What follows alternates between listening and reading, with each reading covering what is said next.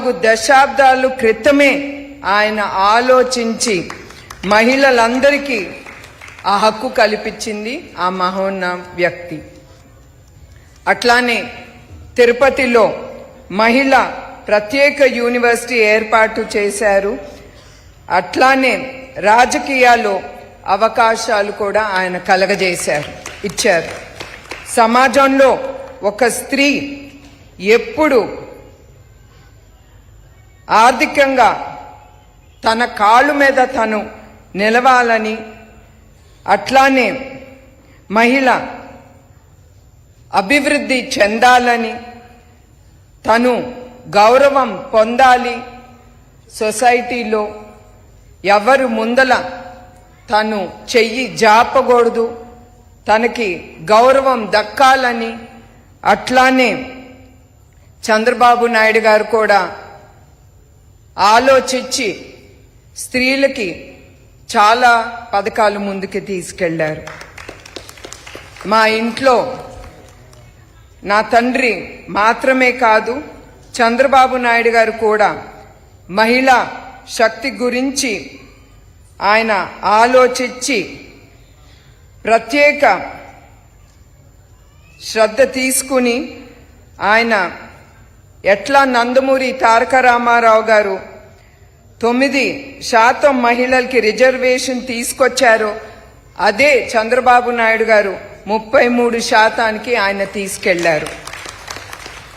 చంద్రబాబు నాయుడు గారు మహిళా విద్య ఉద్యోగులకు 33% రిజర్వేషన్ ఆయన తీసుకొచ్చారు.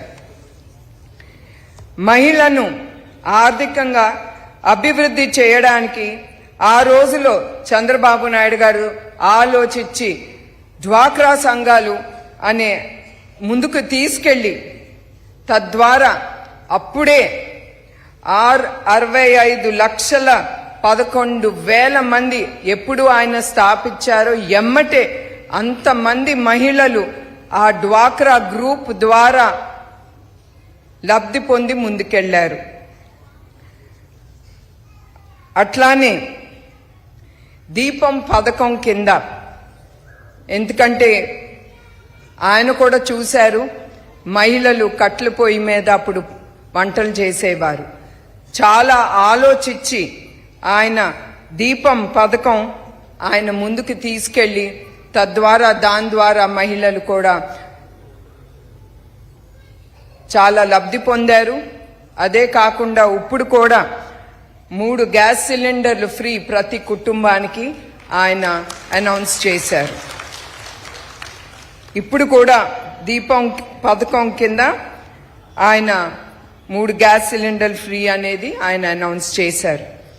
అట్లానే ఆయనకే దక్కుతుంది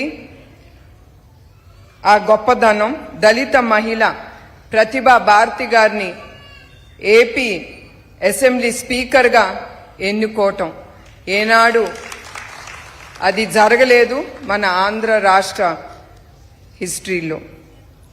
అట్లానే రాష్ట్రం పేదల కోసం లక్షలాది ఇళ్లల్ని కట్టించి వాటికి మహిళ పేరిటన ఇవ్వటం జరిగింది. అట్లానే చేతి పని చేసే వాళ్ళ గురించి, మహిళల గురించి ఆయన ఆలోచించి ఆ చేతి పనితో ఎంత ఇబ్బందికరం వాళ్ళు ఎదుర్కొంటున్నారో వాళ్ళకి ఆ పథకాలు కూడా చాలా తీసుకొచ్చారు. చంద్రబాబు నాయుడు గారి గురించి చెప్పాలంటే ఆయన ప్రతి ఒక్క వర్గాని గురించి చాలా డెప్త్గా ఆలోచించి వాళ్ళు ఏమి కష్టాలు పడుతున్నారు ఆ వర్గం మనుషులని ఆలోచించి వాళ్ళకి ఏమి చేస్తే వాళ్ళకి ఉపయోగపడుతుంది, వాళ్ళ కుటుంబాలు సంతోషంగా ఉండాలి.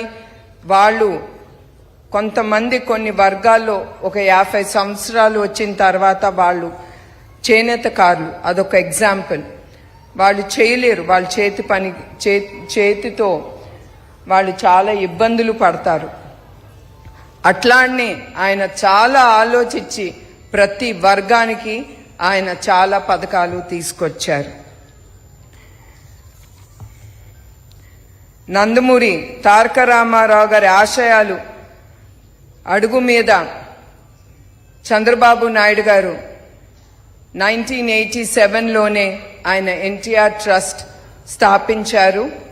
ఆ ట్రస్ట్ ద్వారా మేము చాలా సేవా కార్యక్రమాలు ముందుకు తీసుకెళ్ళాము.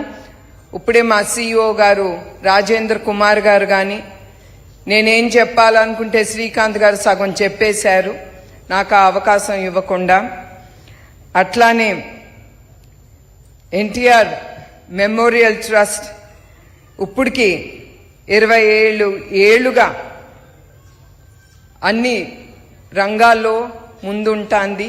విద్య, బ్లడ్ బ్యాంక్స్, హెల్త్ క్యాంప్స్, అట్లా చాలా సేవా కార్యక్రమాలు మేము ముందుకు తీసుకెళ్తున్నాం.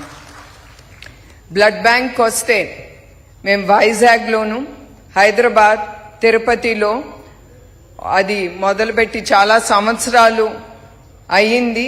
తద్వారా దాని ద్వారా చాలా మందికి ఎప్పుడు వాళ్ళకి అవసరమైనప్పుడు 27 గంటలు ఆ బ్లడ్ బ్యాంక్స్ ఓపెన్గా ఉంటాయి. ఎవరికి ఎప్పుడు అవసరం అయినప్పుడు మేము అది అందిస్తున్నాం. అట్లానే రాజమండ్రిలో కూడా మేము ఒక బ్లడ్ బ్యాంక్ ఓపెన్ చేయాలని నిర్ణయించుకున్నాం. అది ఈ నెలలో ఓపెన్ అవుతుందని నేను అనుకుంటున్నాను. అట్లానే